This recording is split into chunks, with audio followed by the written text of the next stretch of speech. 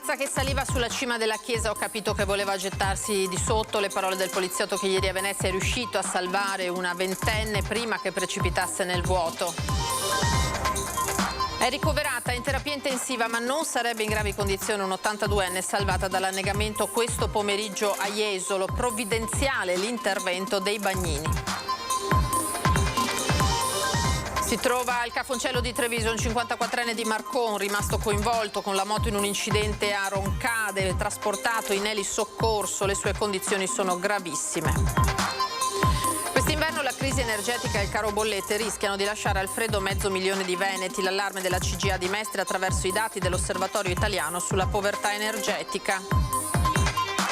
Distretto M9 a Mestre, bisogna ricominciare tutto da capo e non rassegnarsi al fallimento, così Confcommercio sulla crisi commerciale dell'area. La proposta dei campionati di calcio amatoriale di non avere più come sede di gara Venezia e le isole per scomodità logistica e costi eccessivi provoca la replica del CONI, sarebbe un precedente grave. Giornata scoppiettante alla Mostra del Cinema con ben 3 film in concorso e il Leone d'Oro alla carriera Paul Schrader, ma questa edizione di Venezia è segnata dal grande ritorno dei classici.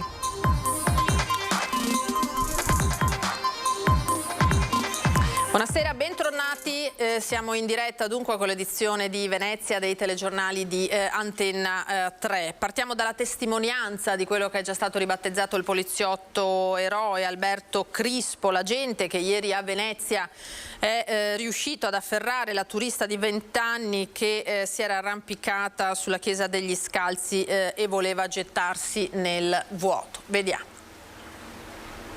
Lei ha salvato una vita, insomma, è una cosa che non accade tutti i giorni. No, non accade tutti i giorni. Il mio unico scopo mentre salivo le scale era quello di fare il prima possibile e arrivare in cima. Nella mia testa il mio unico pensiero era quello di arrivare in cima e salvare la ragazza. Chi parla è Alberto Crispo, il poliziotto della Questura di Venezia è riuscito ieri nell'impresa tra le più pregiate, il salvataggio di una vita umana, quella di una turista di appena 20 anni con intenti suicidi. La ragazza era in forte stato di shock quando l'ho tratta in salvo, non parlava con noi, era molto scossa, si vedeva in volto che era sotto shock.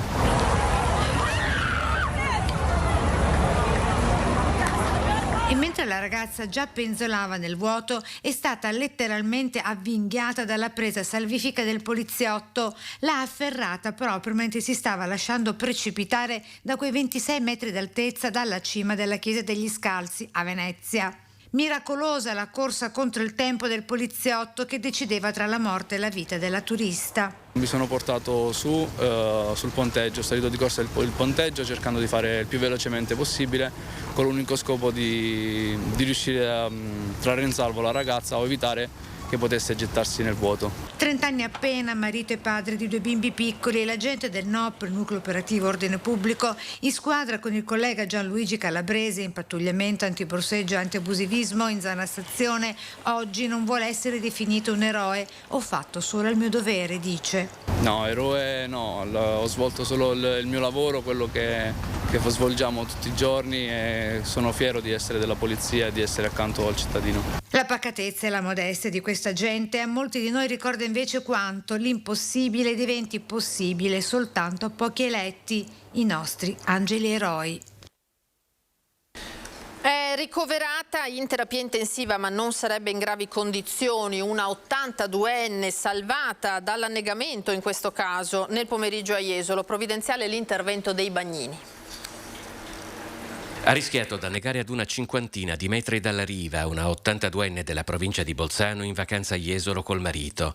Secondo una prima ricostruzione, mentre faceva il bagno nello specchio d'acqua corrispondente alla Torretta 12, zona nelle vicinanze di Piazza Mazzini, la signora sarebbe stata colta da un crampo al polpaccio finendo con il volto nell'acqua. È stata salvata dai Bagnini di Jesolo Turismo che l'hanno portata a riva iniziando le manovre di rianimazione. Poco dopo sono arrivati gli uomini della Guardia Costiera di Jesolo e i sanitari del SUEM, allertato anche l'elisoccorso che è atterrato in spiaggia, ma le condizioni dell'anziana sono andate via via migliorando e con l'ambulanza è stata ricoverata in terapia intensiva all'ospedale di Portogruaro. Non sarebbe in gravi condizioni. E c'è da registrare anche un veneziano, in particolare un 54enne di Marcon, ferito gravemente in un incidente stradale a Biancade di Roncade, in via Sant'Antonio, nello scontro tra un'auto e la sua moto. È accaduto poco dopo mezzogiorno, gravemente ferito il motociclista in sella appunto allo scooterone, che è finito contro l'auto condotta da un 27enne di San Biagio di Callalta che proveniva da una laterale. È al vaglio se l'incidente sia stato causato da una mancata precedenza. L'impatto è stato violentissimo, il motociclista è stato trasportato d'urgenza con l'elicottero all'ospedale Cafoncello di Treviso, sul posto per i rilievi la polizia locale. Voltiamo pagina. Quest'inverno la crisi energetica e il caro bollette rischiano di lasciare al freddo addirittura 500.000 di veneti. L'allarme è stato lanciato dalla CGA di Mestre. A causa di una crisi energetica senza precedenti, nel prossimo inverno tante famiglie venete, molte delle quali con a capo un lavoratore autonomo, non avranno acqua calda e termosifoni accesi. In Veneto, tra le 125 e le 208.000 famiglie vivono una situazione di povertà energetica. Questo significa che potenzialmente nella nostra regione vivono 500.000 di persone che non possono utilizzare con regolarità l'impianto di riscaldamento e non dispongono di elettrodomestici ad elevato consumo di energia. Una cifra che quest'inverno è destinata a crescere drammaticamente, perché l'elaborazione dell'ufficio studi della CGA di Mestre si basa sugli ultimi dati disponibili, che risalgono al rapporto 2020 dell'Osservatorio Italiano sulla Povertà Energetica, vale a dire molto prima dello shock scoppiato a partire dalla seconda metà dell'anno scorso e recentemente arrivato ad impennate di prezzo impressionanti. Il governo intervenga subito per aiutare chi è in difficoltà, se occorre anche attraverso lo scostamento di bilancio. Ne va della tenuta sociale di questo territorio e del futuro di tante partite IVA. Nonostante il Veneto registri un rischio tra i più contenuti in Italia, ogni sua provincia ha all'interno un numero di persone pari a quelle di un comune di medie dimensioni in povertà energetica, tra le 21.000 e le 39.000 persone. Le cifre più alte sono a Padova e Verona, seguite da Venezia, Treviso e Vicenza. Al netto delle misure assunte a livello locale, il governo Draghi ha introdotto un aiuto economico, il bonus bollette 2022, che consente alle famiglie e alle imprese in difficoltà a causa del caro prezzo su luce e gas naturale di mitigare almeno in parte i rincari.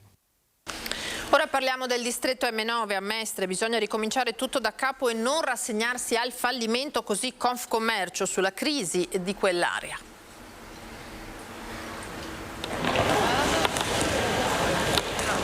Nello spazio M9 a Mestre, il calcio al pallone dei giochi di bimbi, oggi sabato, è l'unica attrattiva presente, la cui voce sembra provenire dal di fuori dell'opprimente scenario di crisi che l'area sta subendo. Sì, esatto, sabato mattina ci sono i bambini, ogni tanto vengono qui a muoversi, fanno un po' di giochi tra di loro, però in verità l'area è abbastanza vuota, potrebbe essere più attiva, meglio utilizzata. Se ci fosse più volontà probabilmente ci sarebbe lo spazio e il modo di renderla più fruibile da parte di tutti. All'interno il chiostro, come ogni sabato, fortunatamente si rianima grazie al mercatino ecosolidale, la cui scritta, per la verità, forse sarebbe più opportuno comparisse all'esterno, verso via Puerio, per rendere l'area maggiormente attrattiva e per questo di passaggio. Il tema del battage pubblicitario, di come promuovere un mercato, è un tema complesso. Servono chiaramente finanziamenti dedicati, processi di identificazione anche dei luoghi. Noi abbiamo iniziato con le parole se vogliamo anche fertili di una certa fragilità che accompagna anche il nostro sistema, il nostro modello di economia sociale e solidale, e lo facciamo con il passaparola, lo facciamo con armi se vogliamo primitive di comunicazione, però noi crediamo che ancora un cuore batta da questo punto di vista. A sorpresa la speranza torna a rianimarsi tra le spoglie disilluse vetrine dove un tempo campeggiavano negozi e percorsi commerciali. C'era il negozio di abbigliamento sportivo, non stiamo smantellando, stiamo facendo una installazione di opere pittoriche che fanno parte del bando del concorso che abbiamo fatto Dipingi Mestre. È una ex tempore di pittura, in giro per la città ci sono già i pittori che stanno dipingendo. Questa sera ci portano le opere e da lunedì mattina apriamo l'esposizione. Vetrine che torneranno a riaccendersi da lunedì, sebbene per una sola settimana, dopodiché sarà nuovamente l'oblio. Sempre meno movimento qua dentro, ma sono andato qualche volta dentro dove c'è il museo che fa i congressi, che roba è anche bello, però non c'è tanto movimento, non capisco il perché. Forse c'è qualcosa dall'alto che non funziona, non so, non saprei. La politica ora fanno ancora discutere le parole del regista irlandese che ha definito Giorgia Meloni pericolosa per la democrazia, pronta la replica di Fratelli d'Italia. Giorgia Meloni pericolosa per la democrazia. Al Lido, e non solo al Lido, non si è ancora spento l'eco delle parole del regista Mark Kosis, che alla 79esima Mostra Internazionale d'Arte Cinematografica di Venezia ha portato in apertura alle giornate degli autori il suo film Marcia su Roma. Tutto ha iniziato parlando del suo lavoro cinematografico, che prende spunto da una rilettura filologica del film A noi, diretto da Umberto Paradisi, documentario ufficiale del partito fascista che racconta le giornate della marcia su Roma, seguendo le camicie nere dalla sagra di Napoli alla conquista della capitale. Ci sono molti governi di destra in tutto il mondo e quello che abbiamo voluto mostrare è stato far vedere uno dei primi governi fascisti, come il fascismo è nato, come è sorto e come ha utilizzato il cinema per i suoi scopi e i suoi fini. Poi l'affondo su Giorgia Meloni. È il mio terzo film qui al Festival del Cinema di Venezia. Io adoro questo festival, mi piace moltissimo, mi piace il pubblico, mi piace l'atteggiamento di cinefili che tutti quanti hanno e il fatto che si accolgono sempre molto bene. Per quello che riguarda la Meloni, a essere onesto, considero che sia pericolosa perché lei parla del fatto che le minoranze, lei è contro le minoranze, ha tenuto questo discorso in Spagna in cui ha detto no alla lobby LGBT e sì all'universalità della croce. L'universalità della croce sono parole che utilizzavano i crociati nel 1100. Io non sono un elettore, quindi non voto qui in Italia, ma penso che lei sia estremamente pericolosa e che le minoranze non siano al sicuro. Pronta la replica di Fratelli d'Italia attraverso le parole misurate del capogruppo in Consiglio regionale Raffaele Speranzon, candidato a un seggio in Parlamento. Definire Giorgia Meloni pericolosa è qualcosa di ridicolo, di comico e comunque con buona pace di registi stranieri. In Italia c'è una democrazia e sono gli italiani con il loro voto a decidere a chi farci governare. Noi ovviamente ci auguriamo che per la prima volta nella storia sia una donna a governare gli italiani, Giorgia Meloni. Campagna elettorale dunque che prosegue, presentazione dei candidati veneti del terzo polo composto da Azione e Italia Viva. Assenti i leader Calenda e Renzi e anche la ministra Elena Bonetti, che sarà in lista per la Camera a Padova e Rovigo con il veronese Davide Bendinelli per il terzo polo Azione e Italia Viva. In corsa per la Camera anche i padovani Carlo Pasqualetto, assente, e Maria Antonietta Auditore con la sua proposta per la sanità. Se noi consideriamo che il programma del terzo polo è l'unico che inserisce l'istituzione di un'agenzia per la prevenzione, questo vuol dire che sono delle risorse che vengono scorporate dalla sanità vera e propria, non viene più considerata come voce di spesa, ma investo sulla salute dei cittadini, sui cittadini sani, affinché si mantengano in salute il più possibile. Ovviamente non riguarderà soltanto il tumore al seno, è proprio un cambio di paradigma. L'ex sindaco di Vigonza si candida al Senato portando la sua esperienza di amministratore locale. Quindi l'attenzione verso un ripristino della sanità equilibrato che ha portato degli squilibri evidenti per quanto riguarda sicuramente le liste d'attesa delle visite specialistiche, per quanto riguarda la possibilità soprattutto degli anziani di poter fare delle prenotazioni alle loro visite senza avere i limiti di sistemi digitali a cui non sono abituati e quindi naturalmente anche l'aspetto altrettanto importante di aumentare il numero di medici di base. Al Senato, nel collegio plurinominale, insieme a Carlo Calenda, c'è la senatrice vicentina di adozione Daniela Sbrollini. Il terzo Terzo Polo, con la sua coerenza e la sua serietà, è l'unico in grado, se fa un buon risultato, non solo di proseguire con l'agenda Draghi, ma di riportare Draghi al governo. La prima proposta che noi stiamo già portando avanti, intanto quella di dire subito che va messo un tetto europeo per il gas e l'energia, non può essere diversamente, perché se noi facciamo un tetto nazionale come propongono alcuni partiti, questo inevitabilmente porterebbe gli altri a decidere di non vendere all'Italia l'energia e il gas. Quindi questo è il primo provvedimento, il 6 settembre in aula, e tetto europeo per calmierare i prezzi. Campionati di calcio amatoriali senza più sede di gara a Venezia e isole per scomodità logistica e costi eccessivi, non si placa la polemica. Il CONI provinciale di Venezia boccia senza appello la proposta richiesta delle organizzazioni che promuovono i campionati di calcio amatoriali di non avere più Venezia, centro storico e isole tra le sedi di gara per i campionati di calcio 2022-2023, un'istanza motivata dal fatto che in Laguna i campi di gioco sarebbero logisticamente troppo scomodi per chi arriva dalla terraferma, comportando anche notevoli spese di viaggio per arrivare. Non si tratta, è bene sottolinearlo, dei campionati federali. Il CONI non ha potere decisionale in merito, ma le parole di Massimo Zanotto, delegato del Comitato Olimpico Nazionale Italiano per Venezia, parlano più chiaro di qualsiasi altra cosa. Diventa un precedente grave perché non vengono tenute in considerazione la difficoltà che quotidianamente le squadre che si allenano a Venezia hanno per svolgere l'attività, visto che gli spostamenti sono lunghi e visto che poi hanno tutta una serie di trasferte al di fuori del territorio insulare che comportano ovviamente dei costi. Le soluzioni ci sono, basta guardare alle federazioni.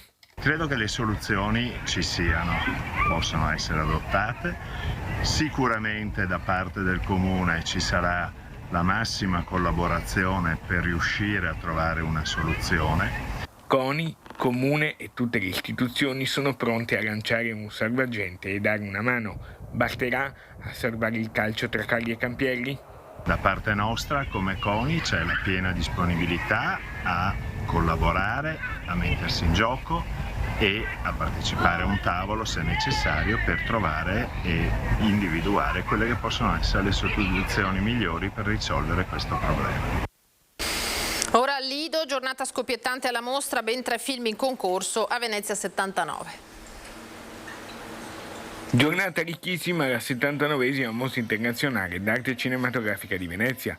Ben 3 film in concorso per il Leone d'Oro, tra questi il secondo titolo italiano in gara, Monica, di Andrea Pallaoro. In serata la premiazione con il Leone d'Oro alla carriera al regista e sceneggiatore di American Gigolo, Paul Schrader. E mentre il Kodakon spunzecchia come d'abitudine la qualità dei film italiani, l'edizione di quest'anno è caratterizzata dal ritorno in grande stile della sezione dei classici restaurati, sacrificata durante la pandemia. Presidente di giuria è il regista Giulio Base. Quando il direttore Alberto Barbera mi ha regalato questo privilegio e abbiamo avuto il primo scambio di opinioni, mi ha detto la cosa più importante è usare la maieutica, che è una parola che io adoro e che uso sempre con i miei figli. Difficilmente gli impongo un pensiero, ma cerco di suscitare loro delle riflessioni che portino a un pensiero personale. Quindi mi auguro che con i ragazzi succeda allo stesso modo, anzi che loro esercitano maieutica con me. Le cose più belle della mia vita sono legate al cinema.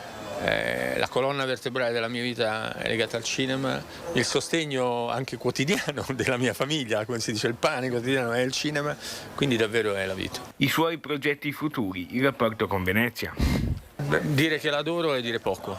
Sono stato qui la prima volta alla fine degli anni '80, ho dei ricordi meravigliosi, sia con i 3 film che hanno partecipato alla mostra, quindi nel 91, nel 93 e nel 2018, ma sia sempre, perché la mostra è parte della Biennale, che a sua volta è una delle istituzioni culturali più importanti, se non la più importante del mondo.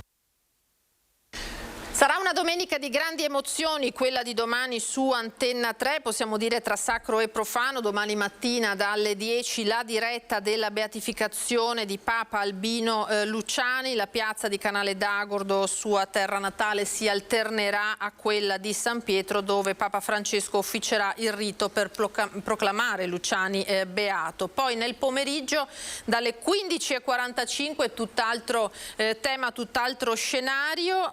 Vivremo le emozioni a Montebelluna delle gare finali del Palio del Vecchio Mercato, giunto alla 32esima edizione, quindi davvero una domenica da non perdere. È tutto per questa sera, grazie per averci seguito. Tra poco le previsioni del tempo, poi l'edizione di Treviso. Arrivederci.